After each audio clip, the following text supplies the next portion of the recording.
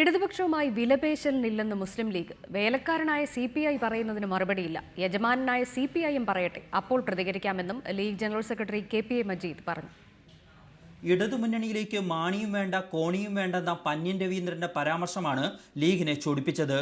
LDFുമായി വിലപേശലിനില്ലെന്ന് പ്രഖ്യാപിച്ച ലീഗ് കടുത്ത ഭാഷയിലാണ് CPIക്ക് മറുപടി നൽകിയത്.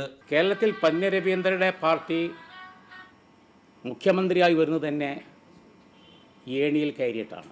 ഇക്കാര്യത്തിൽ വല്ലതും പറയേണ്ടതുണ്ടെങ്കിൽ അത് യജമാനനാണ്, CPM ആണ്, വേലക്കാരനായിട്ടുള്ള CPI അല്ല എന്നുള്ളതാണ് ഞങ്ങളുടെ കാഴ്ചപ്പാട്. എന്നാൽ UDFിൽ നിന്ന് തങ്ങൾക്ക് ഈ ഘട്ടത്തിൽ യാതൊരു ചാഞ്ചാട്ടവും നയവ്യതിയാനവുമില്ലെന്നും ലീഗ് വിശദീകരിച്ചു. അതേസമയം വാർഡ് വിഭജനം നടക്കാതെ പോയാലുള്ള അതൃപ്തി ലീഗ് പരസ്യമായി പ്രകടിപ്പിച്ചു. കോൺഗ്രസിലെ പ്രശ്നങ്ങളാണ് എല്ലാത്തിനും കാരണമെന്ന് തുറന്നു പറയുകയും ചെയ്തു. വാർഡ് വിഭജനം വേണമെന്നതായിരുന്നു UDFിൻ്റെ നിലപാട്.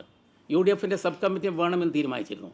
എന്നാൽ കോൺഗ്രസിൻ്റെ അകത്ത് ഇത് സംബന്ധിച്ച് ചില അഭിപ്രായ വ്യത്യാസം വന്നു. തദ്ദേശ തെരഞ്ഞെടുപ്പിന് മുമ്പ് പുതിയ പഞ്ചായത്തുകളുടെയും മുനിസിപ്പാലിറ്റികളുടെയും രൂപീകരണം സർക്കാർ പൂർത്തിയാക്കണമെന്നും ലീഗ് ആവശ്യപ്പെട്ടു. റിപ്പോർട്ടർ, കോഴിക്കോട്.